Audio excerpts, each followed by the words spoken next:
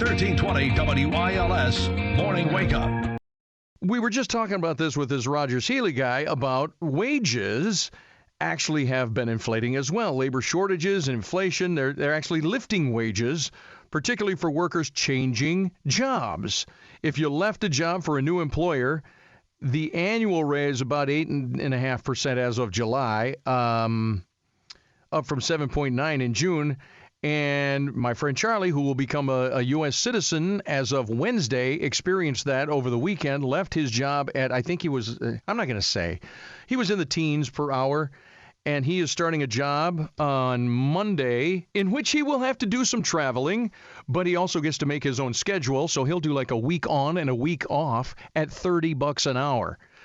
Yeah. So let's talk about that. Joining us now is CEO and founder of Fluent Financial. This is a firm, they've got 30 plus years in business and investment. Mitch Kramer joins us now. Mitch, it's great to have you on your morning wake up. Great to be with you, Mike. So changing jobs, now's a great time to do it. There's a lot of hiring signs out there. Correct, Mike. And what's happening is, if you look at the demographic shifts of our country, really the world, the baby boomers are about out of the workforce. Most of them are approaching 60 or north of 60. That plus the big gains in their houses and the stock market until this year, millions of them left the workforce. And the next generation, Generation X, there's not as many people. And as a result, you have a labor shortage. And this was the biggest problem before the pandemic, and it's been accentuated now post-pandemic. I see all these hiring signs, and I wonder about people who aren't filling those jobs, and I wonder, how are you paying the bills? We had this discussion yesterday, too, of our family. But if you change jobs right now, are we saying you should go into human resources today and put in your 2 weeks? You probably should have something lined up before you do that. It's always better to get a new job when you currently have one. But what's happening is, with the millennials and Generation Z, they're higher risk takers than the baby boomers. And when you're a risk taker, you're more willing to jump into a new job, and some people are getting like 30% raises, kind of not unlike the person you mentioned at the beginning of our segment. And he didn't even have to search that one out. This was through a connection that he had that actually literally got a hold of him and said, hey, there's an opportunity. It just happened to fall into place. It was kismet. You know what I mean? Yes. How important is that networking? That's really important, isn't it? Oh, it really is. And I tell people that if you're working at a job, you should add a new skill that you can add to your resume once a quarter. And if you are not, you probably ought to try to find a new position or go to your employer and say, look, I'd like to take on more responsibility, because as you build your resume of skills, that's going to improve your compensation package. Okay, I got to take on more. Okay, because I was literally going to go in and say, can I have less responsibility and more money? That's probably not going to work out for me. No.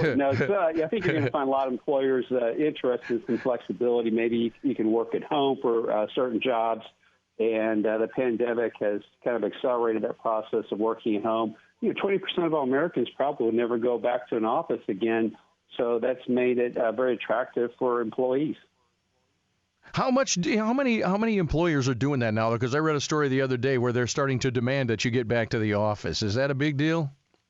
Well, I think the bigger the corporation, there's a bigger push to have people work in the office, because it has been shown that creativity diminishes significantly when you're working at home. When you're looking at a 1 by 2 inch picture of somebody, you really can't see body language. And plus the camaraderie and esprit de corps that people have working together. If people normally want to be around other human beings, you just don't get that, from a TV or a computer monitor. That is true. But what if we change that monitor to, okay, I'm working from home, and once a week we get together at an off-site location, not even at the office, and we all have coffee and have a brainstorming. That kind of thing happening much, I would think.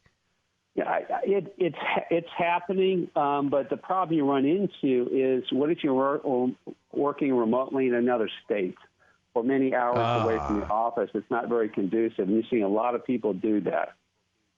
Well, and in that case, you go, you know what? I'm not working remotely in another state anymore. I'm living in this state. I'm going to find someplace I can work here, and you'd make that job jump and according to this, you're going to make more money, huh? Yes. Yeah, absolutely. Yeah.